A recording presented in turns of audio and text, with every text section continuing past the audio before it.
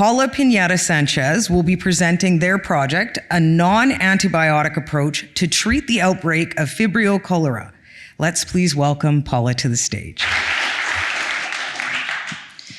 Good afternoon, everyone. So, Vibrio cholera, or cholera as we may know it, has been a threat for many centuries. As the yellow fever or Black Death, it has been related to previous civilizations. So we've just decided to move on and continue with our current problems, right? Endemics and pandemics. However, we'll see that this is not the case anymore.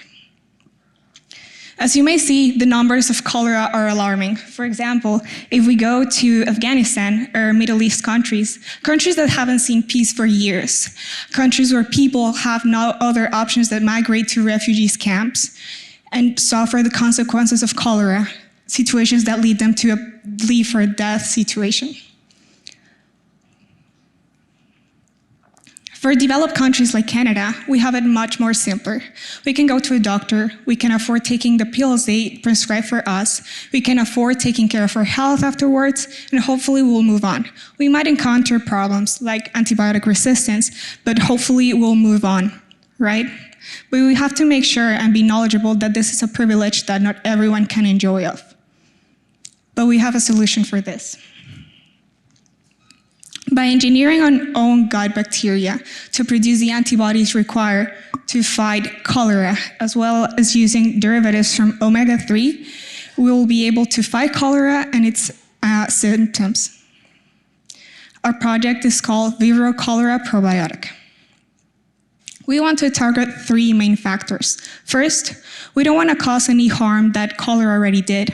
This is why our probiotic will include our products that our body is already used to, such as our own gut bacteria or omega-3, which we can find in our diet pretty much every day.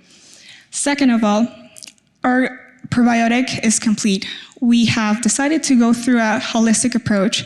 We don't only want to attack cholera, but we also want to fight its symptoms, which has, at the end of the day, we know that dehydration is the final cause of death. Finally, we are aware that many of the people that are affected by cholera cannot go for a doctor's appointment, get a prescription, and go back home. In order to do this, they have to travel long distances where they have to fight or encounter violence, such as gangs and guerrillas, which is the example of Nigeria or Haiti, which is one of the countries that is most affected by our cholera right now. This is going to be solved by having a stable probiotic, which will be able to sustain many changes in temperature. And as mentioned, it will be able to be taken with no prescription from a doctor, as a probiotic does. Finally, as you can see, our solution goes beyond science. We don't want to only stay with the numbers. We want to go beyond. We want to help the people that need it. Thank you.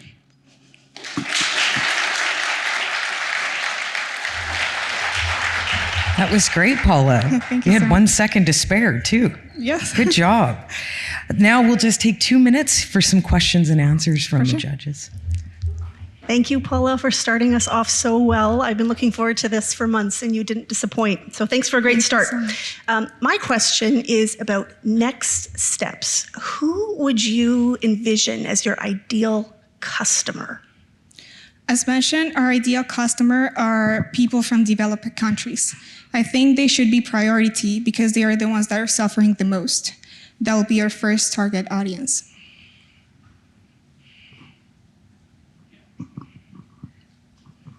Is this on? Yeah. Okay. I think you had some citations in literature on some of your slides, which I couldn't see, but could you speak a little bit about the research that's informing your product and whether you've done any research of your own or if you're relying on research that exists out there in the literature already? For sure. I'll go back to our slides. So we relied on research, especially for the engineering and the linoleic acid, which is the omega derivative. So for the bacteria, we relied on research in order to show how we will be able to insert the DNA or the portion that will express the antibody. So with the research, we were able to see how we can do that and how the bacteria will express it and how that antibody specifically will react towards the bacteria. For omega-3, we needed research in order to see how this kind of fatty acid or product can attack bacteria and how it will react with it. This is why we decided to rely on this, as we will be able to have a stronger solution.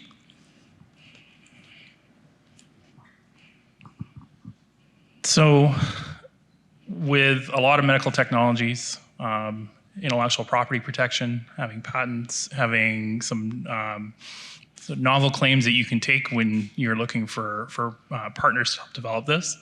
Where are you at in that process right now? Is this still pre-filing patent applications? Is this something where you've moved into that phase yet? Where do you stand right now? So this is our basic idea. We have done the research to find that this is a potential solution. Our next steps would be to go into the lab to see what we can do with the bacteria as well as the omega-3, and then we'll go with trials. We'll find people that can help us to distribute this product. Okay, thank you. Thank you so much, everyone.